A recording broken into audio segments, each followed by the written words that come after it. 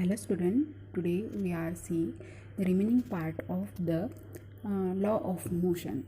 In this video we see the one example of average speed and the second topic is effect of the speed and the direction, effect of speed and direction of on velocity. Okay, so we discuss about the first example. Now we start. In this example, uh, the straight line distance between the houses of the Sital and the Sangita is a 500 meter, and that between Sangita's house and school is a 1200 meter. Also, the straight line distance between the Shital house and school is 1300 meter. Suppose Sital take a 5 minutes to reach Sangita's house and then 24 minutes to reach school from there. यास या एक्झाम्पलमध्ये तुम्हाला जे आहे ते काय दिलेलं आहे, संगीता आणि शीतलचं एक्झाम्पल नंबर हे जे आहे ते आपण फर्स्ट पेजवर जे आहे ते डायग्राम बघितले, त्याच्यावरचं हे एक्झाम्पल आहे. ती आपण डायग्राम बघूया एकदा. बघा, एक्झाम्पल समजून घेऊयात. शीतल आणि संगीताचा हाऊस जे आहे ते कुठे आहे, 500 मीटर्स एवढ्या याच्यावर आहे, अंतरावर आहे, आणि याला पाथ ए असं म्हटलेलं आहे. ओके, याला क्रॉस करायला किती मिनिट लागतात, तर 5 मिनिट लागतात. किती मिनिट लागतात, 5 मिनिट. आता आपल्याला जे आहे दुसरा पाथ जो आहे तो बघूयात आपण. दुसरा पाथ जो आहे तो तुम्हाला दिलेला आहे हा संगीता हाऊस टू स्कूल, आणि याच्यामध्ये जे डिस्टन्स आहे ते किती आहे, 1200 मीटर. ओके, आणि याला पार करायला किती लागतात तिला, तर 24 मिनिट्स जे आहे ते लागत आहेत. आता आपल्याला पहिले काय करायचं आहे, ॲव्हरेज स्पीड काढायसाठी आपल्याला फर्स्ट काय करावं लागेल, तर पाथ एचं स्पीड काढावी लागेल तिची, आणि पाथ बीची स्पीड काढावी लागेल, आणि त्याच्यानंतर आपल्याला काय करावं लागेल, त्याची ॲव्हरेज स्पीड जी आहे आपल्याला मिळेल. आता आपण बघूया सॉल्व करताना ते एक्झाम्पल कसं केलं जाईल. तर बघा, पहिले आपण पाथ एसाठी हे करूया, पाथ ए कॅल्क्युलेट करूयात. पाथ ए कॅल्क्युलेट करताना डिस्टन्स अपॉन टाईम, तुम्हाला माहिती आहे स्पीडचा फॉर्म्युला जो आहे तो काय आहे, distance upon time is equal to, आपल्याला त्याच्यामध्ये काय करायचं, व्हॅल्यूज ॲड करायच्या. फर्स्ट पाथ एची व्हॅल्यू तुम्हाला माहिती आहे, डिस्टन्स किती आहे, 5 मीटर, अपॉन टाईम तो किती आहे, 5 मिनिट्स. त्याला तुम्ही डिवाईड केलं तर इझिली ॲन्सर मिळेल. किती आहे त्याचा ॲन्सर, 100 मीटर्स पर मिनिटमध्ये दिलेलं आहे हे.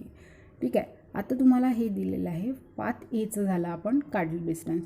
आता आपल्याला पाथ बीसाठी काढायचं असेल तर काय करणार आपण, शीतल speed along a path B. आता पाथ बी म्हणजे तुम्हाला माहिती आहे कुठून, संगीताच्या हाऊसपासून तर स्कूलपर्यंतचं डिस्टन्स ते किती होतं, 1200 मीटर, अपॉन टाईम 24 मिनिट.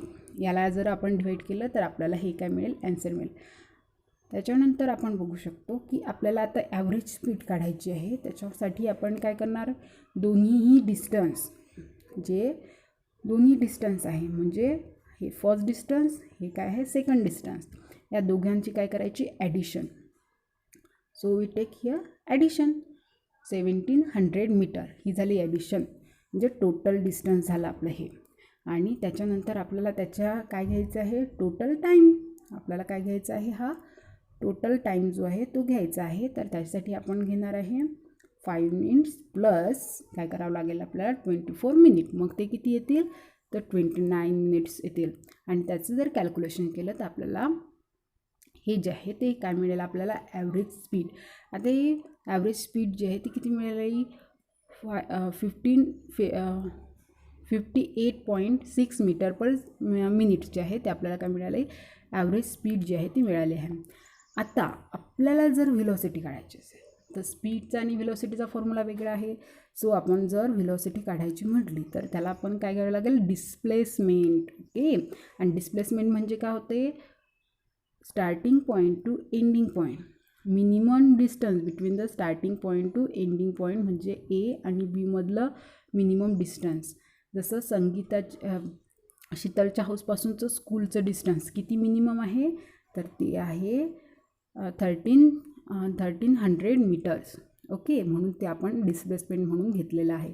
आणि त्याला लागणारा वेळ जो आहे आपल्याला दिलेला आहे. लागणारा वेळ किती आहे, 29 मिनिट्स जे आहे ते लागत आहेत. आता आपल्याला जे आहे याचं जर आपल्याला व्हेलॉसिटी काढली आपण, तर ही जी आहे 44.83 मीटर पर मिनिट जे आहे ते आपलं ॲन्सर निघालं आहे. आता हे जे एक्झाम्पल आहे मी तुम्हाला याच्यावरूनच समजून दिलेलं आहे, कारण याच्यामध्ये काय होतं आहे हे एक्झाम्पल तुम्हाला सॉल्व केलेलं आहे. ठीक आहे ना, म्हणून मी यावरच तुम्हाला समजून दिलेलं आहे. नेक्स्ट जे एक्झाम्पल आहे, बाकीचे जे आपले प्रॉब्लेम्स आपल्या एक्सरसाइजमधले जे एक्झाम्पल आहेत ते आपण जे आहे ते वेगळ्या पद्धतीने समजून घेऊयात. ओके, नेक्स्ट पॉईंट जो आहे तो आपण बघूयात. नेक्स्ट पॉईंट आहे आपला effect of a speed and direction on a velocity. Means याचा काय होतो, जर आपण डायरेक्शन किंवा स्पीडमध्ये चेंजेस केले तर त्याचा इफेक्ट काय होईल व्हेलॉसिटीवर, असा त्यांचा एक पॉईंट दिलेला आहे. Here we take one example. Suppose Sachin is travelling on a motor bike. बघा, ते एक एक्झाम्पल घेतलेलं आहे. सचिन जो आहे तो काय करतो आहे, ट्रॅव्हलिंग करतो आहे आणि तो बाईकवर करतो आहे.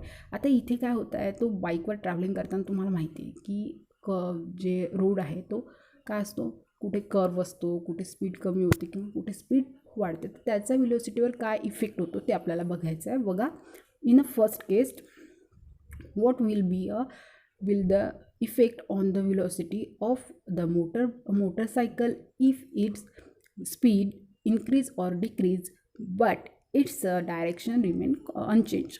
आता इथे तुम्हाला याच्यामध्ये दिलेलं आहे फर्स्ट केसमध्ये.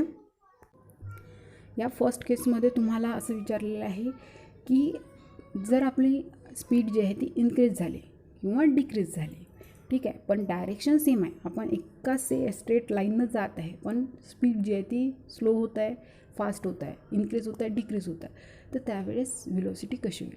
जर तुम्हाला माहिती आहे स्पीड जर वाढली, इन्क्रीज झाली तर व्हेलॉसिटी पण इन्क्रीज होईल. स्पीड जर डिक्रीज झाली तर व्हेलॉसिटी डिक्रीज होईल, म्हणजे व्हेलॉसिटीवर काय होईल, इफेक्ट होईल. ओके, नेक्स्ट केस जी आहे ती आपल्याला दिलेली आहे. In a case of the turning on the road, जेव्हा टर्निंग होत आहे तो, that's time what happen, the velocity and speed B same. Turning होत आहे तेव्हा काय होत आहे, तेव्हा व्हेलॉसिटी आणि स्पीड सेम राहील का, नो. टर्निंग करताना तो काय करणार, एक तर थोडी स्पीड कमी करणार, किंवा तो काय करेल, स्पीड कमी नाही केली तरी तो काय करेल, डायरेक्शन चेंज करेल, म्हणजे व्हेलॉसिटी चेंज होईल. म्हणजे स्पीड आणि व्हेलॉसिटी टर्निंगच्या पॉईंटवर सेम राहणार नाही. आता पुन्हा अजून एक त्याच्यातच केस दिलेला आहे, सब केस दिलेला आहे तुम्हाला. If the Sachin changes the direction of the motorcycle keeping its speed constant, what will be the effect on the velocity. आता तुम्हाला हे विचारलेलं आहे की डायरेक्शन जी आहे ती चेंज झाली but speed is a constant. Direction जी आहे ती काय झालेली आहे, चेंज झालेली आहे, but speed is a constant. आता याच्या वेळेस डायरेक्शन चेंज झाली म्हणजे कर्व आला किंवा चेंज झाली, झिगझॅग झाली, तर काय होईल, व्हेलॉसिटी तिथे चेंज होईल, व्हेलॉसिटी राहणारच नाही. कर्वच्या याला तर आपण व्हेलॉसिटी म्हटलंच नाही. ओके, नसतेच व्हेलॉसिटी असं म्हटलं आहे त्याला, म्हणजेच तिथे काय होईल, व्हेलॉसिटीवर इफेक्ट होईल. Next we see the third case. In a third case, if on a turning Sachin changed the direction as well as the speed of the motorcycle, what will be the effect on its velocity. आता direction पण change झाली. आता इथे बघा, या ज्या bikes असतात, ही जी picture दिलेली तुम्हाला, याच्यामध्ये जी बाईक्स आहेत त्या काय होतात, स्पीड त्यांची खूप फास्ट असते, डायरेक्शन चेंज होत राहतात सेम. तशाच पद्धतीनं स्पीड पण चेंज होत आहे आणि डायरेक्शन पण चेंज होत आहे. तेव्हा काय होईल हे विचारलेलं आहे, व्हेलॉसिटी कशी राहील, चेंज होईल का. तर तुम्ही सांगू शकता yes of course is velocity is also the change. म्हणजे या we conclude that this all the cases we conclude when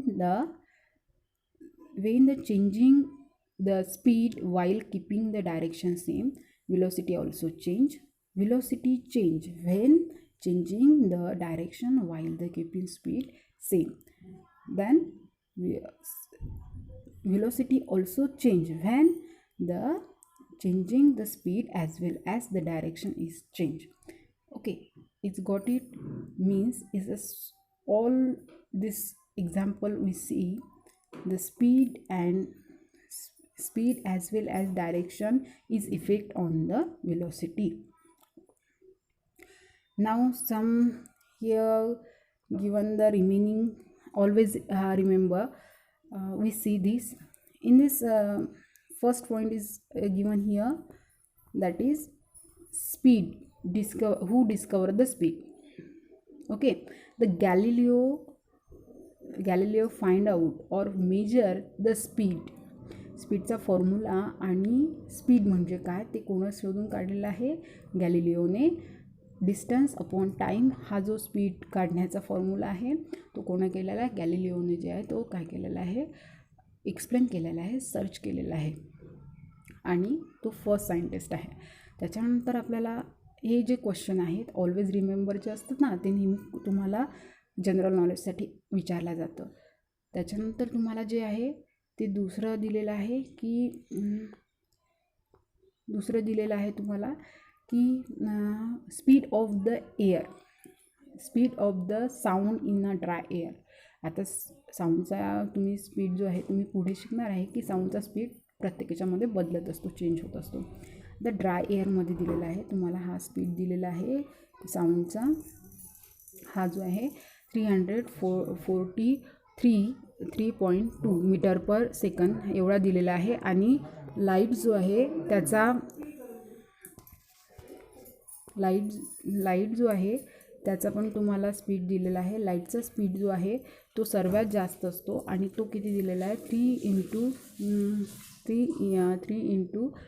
× 10⁸ metre per second. तसाच तुम्हाला याचा स्पीड दिलेला आहे speed of रिव्हॉल्यूशन earth around the सन. हा आहे 29,770 मीटर पर सेकंद. आता याच्यानंतर जे आहे ते नंतरचे जे पॉईंट्स आहेत ते आपण नेक्स्ट व्हिडिओमध्ये जे आहे ते आपण बघणार आहोत. आणि याच्यामध्ये यापर्यंत आपण आता थांबूया.